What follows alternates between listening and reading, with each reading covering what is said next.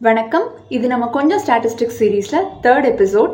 இன்னைக்கு எபிசோட்ல டெஸ்கிரிப்டிவ் ஸ்டாட்டிஸ்டிக்ஸ்ல இருக்க மெஷர் ஆஃப் டிஸ்பர்ஷன், அதில் இருக்க 3 இம்பார்ட்டன்ட் கான்செப்ட்ஸான range, variance and standard deviation, இதை பற்றி தான் டீட்டெயிலாக பார்க்க போகிறோம்.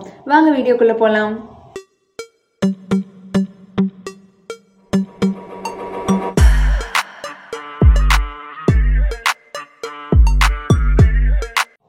இன்றைக்கான டேட்டா செட்டாக நான் என்ன எடுத்துக்கிட்டேன்னு பார்த்தீங்கன்னா, என்கிட்ட இருக்க ஷர்ட்ஸ் கலெக்ஷன். ஸோ பேசிக்கலி என்கிட்ட என்னென்ன மெட்டீரியலில் எத்தனை ஷர்ட்ஸ் இருக்குது அப்படிங்கிறது தான் இன்றைக்கி டேட்டா செட்டாக எடுத்துகிட்டு வந்திருக்கேன். ஆல்ரைட், நம்ம எங்கேருந்து இந்த மெஷர் ஆஃப் டிஸ்பர்ஷனுக்குள்ளே வரோம் அப்படின்றதுக்காக ஒரு குயிக் ரீகேப் பார்த்துடலாம். ஸோ ஸ்டாட்டிஸ்டிக்ஸ் எடுத்துக்கிட்டோங்க. ஸ்டாட்டிஸ்டிக்ஸில் 2 டைப்ஸ் இருந்தது, டெஸ்கிரிப்டிவ் அண்ட் இன்ஃபரன்ஷியல் ஸ்டாட்டிஸ்டிக்ஸ். டெஸ்கிரிப்டிவ்னா டேட்டாவை டிஸ்கிரைப் பண்ண யூஸ் பண்ணுவாங்க. அதில் 2 டைப்ஸ் இருக்குது. ஒன்று மெஷர் ஆஃப் சென்ட்ரல் டெண்டன்சி, இன்னொன்று measure of dispersion. Measure of central டெண்டன்சியில் மீன், மீடியன், மோட், அதாவது என்டையர் டேட்டா செட்டையும் ஒரு நம்பரை வச்சு டிஸ்கிரைப் பண்ணிக்கிட்டு இருந்தாங்க. ஆல்ரைட், இப்போ என்கிட்ட 2 கபோர்ட் இருக்குன்னு வச்சுக்கலாங்க. கபோர்ட் ஏல வந்து என்னோட ஷர்ட்ஸ் கலெக்ஷன் இந்த மாதிரி இருக்குது, அண்ட் கபோர்ட் பியில் வந்து எங்கள் அண்ணாவோட ஷர்ட்ஸ் கலெக்ஷன் இந்த மாதிரி இருக்குது. ஸோ இப்போ இது ரெண்டையும் வந்து நான் டிஸ்கிரைப் பண்ணும், அதாவது இந்த ஷர்ட்ஸ் டிஸ்ட்ரிபியூஷனை நான் டிஸ்கிரைப் பண்ணுறதுக்காக மெஷர் ஆஃப் சென்ட்ரல் டெண்டன்சி எடுத்துக்கிறேன்னு வச்சுக்கோங்களேன். ஸோ என்னோட கபோர்ட் ஏக்கு வந்து நான் மீன், மீடியன், மோட் அதெல்லாம் கண்டுபிடிக்கிறேங்க. மீன் கண்டுபிடிக்கிறதுக்கு 2 + 2 + 4 + 4 which gives me 3. And median கண்டுபிடிக்கிறதுக்கு since there are even number of items, நடுவில் இருக்க 2 டேர்ம் எடுத்து நான் மீன் கண்டுபிடிப்பேன். அப்போ மீடியனோட வேல்யூவும் 3ன்னு கிடைக்கும். மோட் அப்படின்னா என்னது? ஃப்ரீக்வெண்ட்டாக இருக்க ஐட்டம். இங்கே வந்து 2 ஐட்டம் ஃப்ரீக்வெண்ட்டாக இருக்குது. ஸோ 2, 4 ரெண்டுமே மோட்னு வந்துடும். அகைன் கபோர்ட் பி எடுத்துகிட்டு இதே மாதிரி மீன், மீடியன், மோட் இதெல்லாம் கண்டுபிடிக்கலாம். மீனோட வேல்யூ 3, மீடியனோட வேல்யூ 3, மோடோட வேல்யூ 1,5 அப்படின்னு கிடைக்குதுங்க. ஸோ இப்போ இந்த 2 டிஸ்ட்ரிபியூஷனையும் நீங்கள் பார்த்தீங்க அப்படின்னா ஒரு நம்பரை வச்சு டிஸ்கிரைப் பண்ணுறதுக்காக மெஷர் ஆஃப் சென்ட்ரல் டெண்டன்சி எடுத்தோம் இல்லையா? இப்போ இந்த 2 டிஸ்ட்ரிபியூஷனையும் காமனாக ஒரு ஆள்கிட்ட எடுத்துகிட்டு போய் காட்டணும்னு வச்சுக்கோங்களேன். அதாவது அவங்களுக்கு இந்த வார்ட்ரோப் பற்றி ஐடியாவே கிடையாது. எங்கள் அப்பா கிட்ட நான் கொண்டு போய் காட்டணும்னு வச்சுக்கோங்களேன். அப்போ என்னோட கபர்டில் வந்து சட்டைங்கள்லாம் இந்த கணக்கில் இருக்குது, அண்ணாவோட கபர்டில் வந்து சட்டைங்கள்லாம் இந்த கணக்கில் இருக்குது. ஸோ இதுலேருந்து உங்களுக்கு என்னப்பா புரியுது அப்படின்னு நான் கேட்டேன்னா, என்ன புரியுறதுக்கு இருக்குது, 2 பேர்கிட்டையும் 3 சட்டை இருக்குது அவ்வளோதானே அப்படின்னு சொல்லிடுவாங்க இல்லையா? பட் இதே வந்து இப்போ என்கிட்ட கேட்குறீங்கன்னு வச்சுக்கோங்களேன், இந்த 2 கபோர்ட்லேயும் உனக்கு என்னமா தெரியுது? ஏன்னா எனக்கு வந்து இந்த 2 கபோர்டுமே நான் பார்த்ததுனால ஒரு ஐடியா இருக்கும் இல்லையா? ஸோ நல்லா க்ளோஸாக வாட்ச் பண்ணோம் அப்படின்னா என் அண்ணா கிட்ட வந்து சில்க் ஷர்ட்டு, வெல்வெட் ஷர்ட்லாம் 5 இருக்குது. என்கிட்ட வெறும் 2 ஷர்ட் தான் இருக்குது இல்லையா? ஸோ இதுலேருந்து எனக்கு என்ன புரியல, மேபி அவன் வந்து லைக் நிறைய என்ன சொல்கிறது, ஹை பட்ஜெட் ட்ரெஸ்ஸஸ் கலெக்ட் பண்ணி வச்சுருக்கான் அப்படின்லாம் நான் சொல்லலாம். பட் வெறும் மீன், மீடியன், மோட் இதெல்லாம் வச்சு நான் எக்ஸ்பிளைன் பண்ணதுனால எங்கள் அப்பாவுக்கு எங்கள் 2 பேர் கபோர்ட்லையும் இந்த ஷர்ட்ஸோட கவுண்ட், அதாவது வெல்வெட்டில் 5, சில்கில் 5 அப்படின்றதெல்லாம் வந்து எப்படி டிஸ்பர்ஸ் ஆகிருக்கு, எப்படி ஸ்ப்ரெட் ஆகிருக்கு அப்படின்னு எங்கள் அப்பாவுக்கு வந்து தெரியல. ஸோ இதுக்கு தான் நம்ம ஸ்டாட்டிஸ்டிக்ஸில் மெஷர் ஆஃப் டிஸ்பர்ஷன் அப்படின்னு ஒரு கான்செப்ட் இருக்குது. அதை பற்றி டீட்டெயிலாக படிக்க போகிறோம். ஸோ ஃபர்ஸ்ட் நம்ம பார்க்க போகிற மெஷர் ஆஃப் டிஸ்பர்ஷன் என்னென்னு பார்த்தீங்கன்னா ரேஞ்ச். ரேஞ்ச் அப்படிங்கிறது எப்படி கண்டுபிடிக்கிறதுனா, நம்மளோட டேட்டாவில் மேக்ஸிமம் வேல்யூ எடுத்துகிட்டு அதுலேருந்து மினிமம் வேல்யூவை சப்ராக்ட் பண்ணோம்னா அதுதான் ரேஞ்ச் அப்படின்னு சொல்கிறாங்க. நம்ம கேஸில் நம்மளோட கபர்ட் ஏ எடுத்துக்கிட்டு அங்கே ரேஞ்ச் கண்டுபிடிச்சோம்னா 4 - 2 gives me 2. கபர்ட் பியில் கண்டுபிடிச்சோன்னா 5 - 1 will give me 4. ஸோ இப்போ ரேஞ்ச் அப்படின்ற ஒரு புது வேல்யூ இருக்கிறதுனால எனக்கு என்ன தெரியுது, அதாவது கபர்ட் பியில் வந்து கபர்ட் ஏவை விட சம்திங் அதிகமாக இருக்குது. அதாவது நான் முன்னாடி சொன்னேன் இல்லையா, எங்கள் அண்ணாவோட வார்ட்ரோப் கலெக்ஷன் வந்து கொஞ்சம் ஹை எண்டில் இருக்குது அப்படின்னு. அந்த மாதிரி நம்ம டேட்டா வந்து எப்படி பரவி இருக்குது அப்படிங்கிறத ஐடென்டிஃபை பண்ணுறதுக்கு ஒரு ஹெல்ப் பண்ணியிருக்கு. பட் ரேஞ்சில் என்ன ட்ராபேக் அப்படின்னு கேட்டிங்கன்னா, நம்ம வெறும் maximum value and minimum value மட்டும்தான் கன்சிடர் பண்ணணும். நடுவில் இருக்கவங்களெல்லாம் கண்டுக்கவே கிடையாது இல்லையா? ஸோ இப்போ எனக்கு மேக்ஸிமம் வேல்யூவில் அவுட்லேயர் ஏதோ ஒன்று இருக்குது. திடீர்னு வந்து சம் 100 ஷர்ட்ஸ் இருக்குது, என்கிட்ட உள்ளன் ஷர்ட்ஸ் வந்து 100 ஷர்ட்ஸ் இருக்குன்னு வச்சுக்கோங்களேன். அப்போ 100 - 2 will gives me 98. அப்படி பார்க்கும்போது எனக்கு கபர்ட் ஏயோட வேல்யூ ரொம்ப ரொம்ப அதிகமாக இருக்குது இல்லையா? ஸோ இதனால தான் நம்ம என்ன பண்ணோம்னா மேக்ஸிமம் மினிமம்னு 2 வேல்யூ மட்டும் இல்லாமல் எல்லா டேட்டா பாயிண்ட்ஸையும் வந்து கருத்தில் கொண்டு ஒரு டிஸ்பர்ஷன் மெஷரை வந்து இன்ட்ரடியூஸ் பண்ணியிருக்காங்க. அதுதான் வந்து வேரியன்ஸ். ஸோ வேரியன்ஸில் வந்து எல்லா டேட்டா பாயிண்ட்ஸ்க்கும் இம்பார்ட்டன்ஸ் கொடுத்து அந்த டேட்டா வந்து எப்படி சிதறி இருக்குது, பேசிக்லி எப்படி ஸ்ப்ரெட் ஆகிருக்கு அப்படின்னு தெரிஞ்சுக்கிறதுக்காக எல்லா வேல்யூவுமே மீன் வேல்யூலேருந்து சப்ராக்ட் பண்ணி ஸ்கொயர் பண்ணிக்குவாங்க. ஸோ இப்போ நம்மளோட கேஸில் கபர்ட் ஏ எடுத்துக்கிட்டோம்னா 2, இந்த என்டையர் டிஸ்ட்ரிபியூஷனோட மீன் வந்து 3. ஸோ 2 - 3/2. அடுத்து அதே மாதிரி 2 - 3/2, 4 - 3/2, 4 - 3/2. இந்த வேல்யூஸ் எல்லாத்துக்கும் ஆவரேஜ் கண்டுபிடிப்பாங்க, விச் இஸ் எல்லாத்தையும் ஆட் பண்ணி n-ஆல் டிவைட் பண்ணுவாங்க இல்லையா, அது கண்டுபிடிப்பாங்க. ஸோ நம்ம கபோர்ட் ஏவோட வேரியன்ஸ் வேல்யூ என்னன்னு பார்த்தீங்கன்னா 1 அப்படின்னு கிடைக்கும். சிமிலர்லி கபோர்ட் பிக்கு இதே மாதிரி எல்லா பாயிண்ட்ஸ்ல இருந்தும் மீனை சப்ராக்ட் பண்ணி ஸ்கொயர் பண்ணிட்டு ஆவரேஜ் எடுத்தோம் அப்படின்னா என்ன வேல்யூ கிடைக்குன்னு பார்த்தீங்கன்னா the value is 4. முன்னாடியே நமக்கு ரேஞ்சில் வந்து 2,4 தானே கிடச்சிது, அதுவே ஓகே தானே அப்படின்னு நீங்கள் சொல்லலாம். பட் அங்கே வந்து எல்லா பாயிண்ட்ஸையும் நம்ம கன்சிடர் பண்ணலை. வேரியன்ஸில் எல்லா பாயிண்ட்ஸையும் எடுத்துகிட்டு அதோட இம்பார்ட்டன்ஸை புரிஞ்சுட்டு அது எப்படி ஸ்ப்ரெட் ஆகிருக்கு அப்படின்னு சொல்கிறோம். ரேஞ்சில் வந்து நம்ம 100ன்னு ஒரு அவுட்லயர் ஆட் பண்ணதுக்கப்புறமா அதோட வேல்யூ 98ன்னு மாறிடுச்சு இல்லையா. சிமிலர்லி வேரியன்ஸில் இந்த அவுட்லயர் வச்சு நம்ம கேல்குலேட் பண்ணோம்னா வேல்யூ வந்து 1500 கிட்ட வந்துருங்க.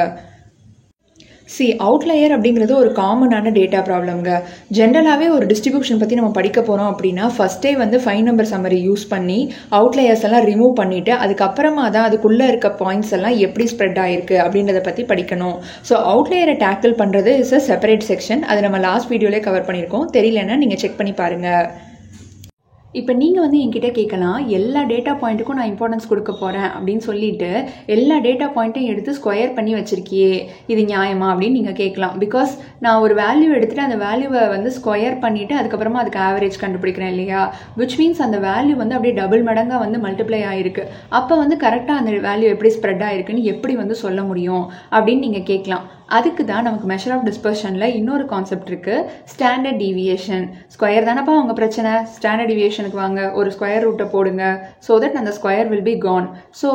ஸோ எந்த ஒரு வேல்யூக்குமே எந்த ஒரு ஸ்கொயர்ட் வேல்யூக்குமே நம்ம ஸ்கொயர் ரூட்டை முன்னாடி போட்டோம் அப்படின்னா அதோட பழைய ஃபார்முக்கே போயிடும் இல்லையா. ஸோ அதுதான் வந்து ஸ்டாண்டர்ட் டீவியேஷனோட ஐடியா. ஸ்டாண்டர்ட் டீவியேஷன்னா வேரியன்ஸோட ஃபார்முலாவை அப்படியே எடுத்துகிட்டு அதுக்கு முன்னாடி ஒரு ஸ்கொயர் ரூட் ஆட் பண்ணிக்கிறது. ஸோ ஜென்ரலாகவே மெஷர் ஆஃப் டிஸ்பர்ஷனில் ஸ்டாண்டர்ட் டீவியேஷன் என்ன சொல்லுது அப்படின்னா, நம்ம டேட்டாவில் இருக்க ஒரு டேட்டா பாயிண்ட்ஸும் நம்மளோட மீன் இருக்கு இல்லையா, அந்த சென்ட்ரல் வேல்யூ அதிலிருந்து எவ்வளோ தூரத்தில் இருக்காங்க அப்படின்றத ஸ்பெசிஃபை பண்ணுது. இப்போ நம்மளோட கபோர்ட் ஏயோட டேட்டா செட் இருக்குன்னு வச்சுக்கோங்களேன். இதை வந்து நான் ப்ளாட் பண்ணுறேன் அப்படின்னா இதில் இருக்க ஒரு டேட்டா பாயிண்ட்டையுமே நான் வந்து ஸ்டாண்டர்ட் டீவியேஷனை வச்சு டிஸ்கிரைப் பண்ணிடலாம். எப்படி அப்படின்னு கேட்டிங்கன்னா, என்னோட மீன் வேல்யூ வந்து 3 இல்லையா இங்கே. ஸோ இப்போ நான் 4 சொல்லணும், அதாவது காட்டன் ஷர்ட்ஸ் இன் கபோர்ட் ஏவை வந்து டிஸ்கிரைப் பண்ணோம் அப்படின்னா that is 1 standard deviation to the right of the mean அப்படின்னு சொல்லி டிஸ்கிரைப் பண்ணலாம். ஸோ மீன்லேருந்து வலது பக்கத்தில் ஒரு ஸ்டாண்டர்ட் டீவியேஷனில் அந்த 4ன்ற வேல்யூ இருக்குது.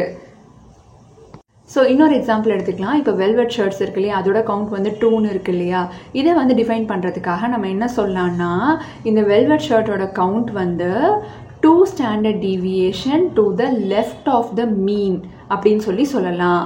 ஸோ இதுலேருந்து என்ன புரியுது அப்படின்னு பார்த்தீங்கன்னா, நம்மளோட என்டையர் டேட்டா பாயிண்ட்ஸையும் கன்சிடர் பண்ணி நம்ம டேட்டாவை டிஸ்கிரைப் பண்ணுறோம். அதுவும் வந்து ஸ்கொயர்லாம் எடுக்காமல் அதே குவான்டிட்டிலேயே டிஸ்கிரைப் பண்ணுறோம்.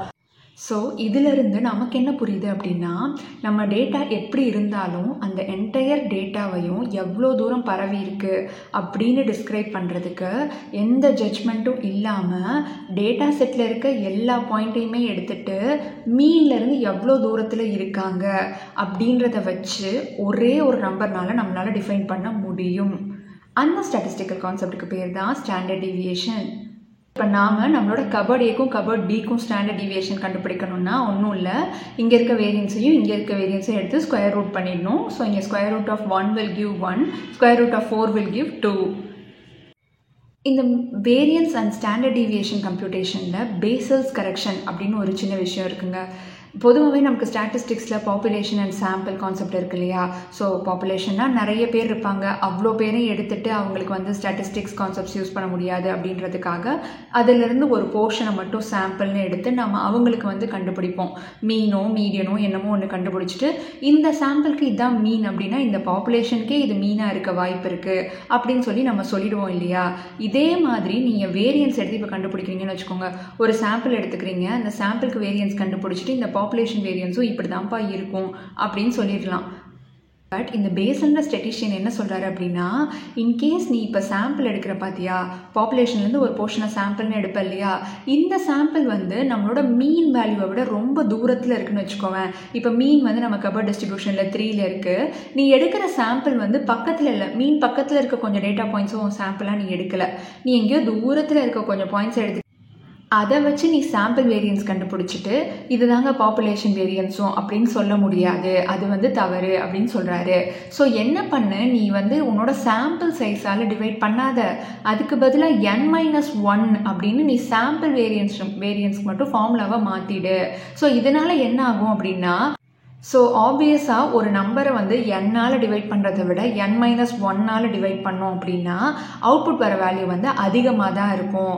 ஸோ சாம்பிள் வேரியன்ஸை n-ஆல் டிவைட் பண்ணாமல் n-1ஆல் டிவைட் பண்ணுங்க அப்படின்னு நம்ம பேஸில் சொல்கிறாரு. அது பண்ணுறதுனால என்ன நடக்குது அப்படின்னு கேட்டிங்கன்னா, நம்ம வேரியன்ஸோட வேல்யூ, சாம்பிள் வேரியன்ஸோட வேல்யூ வந்து இன்க்ரீஸ் ஆக போகுது. சரி, இன்க்ரீஸ் ஆகிறதுனால எனக்கு என்னமா லாபம் அப்படின்னு நீங்கள் கேட்டிங்கன்னா, நம்ம எடுக்கிற சாம்பிள் இருக்கு இல்லையா, நம்ம ஃபஸ்ட்டே பார்த்தோம் அந்த சாம்பிள் வந்து நம்ம மீனை விட்டு ரொம்ப தூரமாக இருக்க மாதிரி எடுத்துக்கிட்டோம் அப்படின்னு சொல்லிட்டு, இந்த மாதிரி தூரமாக இருக்கதை நம்ம எடுத்துக்கிட்டோம் அப்படின்றத நம்மளோட டிஸ்ட்ரிபியூஷனுக்கு இம்ப்ளிஃபை பண்ணுறதுக்காக வேரியன்ஸோட வேல்யூவை அதிகமாக காமிச்சோம் அப்படின்னா நம்ம டேட்டாவோட டிஸ்ட்ரிபியூஷன் வந்து ரொம்ப படர்ந்து இருக்குது, இதோட ஸ்ப்ரெட்டு வந்து ரொம்ப அதிகமாக இருக்குது அப்படின்றது அர்த்தம். ஸோ இவ்வளோ நேரமாக நான் வந்துட்டு 2 கபர்ட் எடுத்துகிட்டு அந்த கபர்டில் இருக்க ஷர்ட்ஸ் வந்து ஒன்று கிடையாது, ரெண்டும் வேறு வேறு அப்படின்றத எக்ஸ்பிளைன் பண்ணுறதுக்கு ஒரு ஸ்டாட்டிஸ்டிக்கல் கான்செப்ட் இருக்குது. அதுதான் மெஷர் ஆஃப் டிஸ்பர்ஷன் அப்படின்னு சொல்லி எக்ஸ்பிளைன் பண்ணேன் இல்லையா. பட் ஆக்சுவலி வந்து ஒரு மெஷின் லேர்னிங் மாடல் பில்ட் பண்ணும்போது ஒரே ஒரு டேட்டா செட் தான் இருக்க போகுது, இங்கே 2 கபர்டே கிடையாது அப்படின்னு நீங்கள் கேட்கலாம். ஸோ நீங்கள் கேட்குறது வந்து கரெக்டு தாங்க. ஸோ இந்த வேரியன்ஸ், ஸ்டாண்டர்ட் டீவியேஷன்லாம் மெஷின் லேர்னிங்கில் எப்படி யூஸ் ஆகுது அப்படின்னா, நம்ம ஒரு மாடல் பில்ட் பண்ண போகிறோம், ஒரு ஏஜ் ப்ரெடிக்ட் பண்ணுறதுக்கு ஒரு மாடல் பில்ட் பண்ண போகிறோம் அப்படின்னா நம்மக்கிட்ட இன்புட் ஃபீச்சர்ஸை வந்து அந்த பர்சனோட ஹைட்டு, வெயிட்டு அதெல்லாம் இருக்குன்னா, ஸோ ஹைட்டுங்கிறது ஒரு நியூமரிக்கல் ஃபீல்டு இல்லையா, வெயிட்டுங்கிறது ஒரு நியூமரிக்கல் ஃபீல்டு. இப்போ இந்த டேட்டா காலம் எடுத்துகிட்டு இந்த டேட்டா வந்து எப்படி ஸ்ப்ரெட் ஆகிருக்கு, இதில் இருக்க ஒரு பாயிண்ட்டும் எவ்வளோ வந்து ஸ்ப்ரெட் ஆகிருக்காங்க, ஸ்டாண்டர்ட் டீவியேஷனை வச்சு நம்ம அதை டிஃபைன் பண்ணோன்னு வச்சுக்கோங்களேன். ஸோ நம்ம ஸ்டாண்டர்ட் டீவியேஷன் வந்து ஹையாக இருக்கா லோவாக இருக்கா இதெல்லாம் நல்லா தெரிஞ்சுக்கிட்டோம் அப்படின்னா எந்த மெஷின் லேர்னிங் மாடல் வந்து இந்த ப்ராசஸை வந்து கம்ப்ளீட் பண்ணுறதுக்கு சூட்டபிளாக இருக்கும் அப்படின்னு நம்மளால் டிசைட் பண்ணிக்க முடியும். ஆல்சோ 2 காலம்க்கு வந்து ஒரே மாதிரி வேரியன்ஸ், ஒரே மாதிரி ஸ்டாண்டர்ட் டீவியேஷன் தான் இருக்குது, புதுசாக ஒன்றுமே இல்லைன்னா அந்த காலமை நம்ம ட்ராப் கூட பண்ணிக்கலாம் இல்லையா, ஒரு காலமை வச்சே மாடலை ட்ரெயின் பண்ணிக்கலாம், ரெண்டும் ஒரே கண்டென்ட் தானே. ஸோ இந்த மாதிரிலாம் நம்ம ஐடென்டிஃபை பண்ணுறதுக்கு இந்த ஸ்டாட்டிஸ்டிக்கல் கான்செப்ட்ஸ், மெஷர் ஆஃப் டிஸ்பர்ஷனில் இருக்க வேரியன்ஸ், ஸ்டாண்டர்ட் டீவியேஷன்லாம் யூஸ் ஆகுது. இதோட இந்த எபிசோடை நான் ஸ்டாப் பண்ணிக்கிறேன். Stay tune for episode 4. இந்த வீடியோ உங்களுக்கு பிடிச்சிருந்ததுன்னா, உங்களுக்கு தெரிஞ்சவங்க யாருக்காவது யூஸ்ஃபுல்லாக இருக்கும்னு நினச்சிங்கன்னா கண்டிப்பாக ஷேர் பண்ணுங்கள். நன்றி.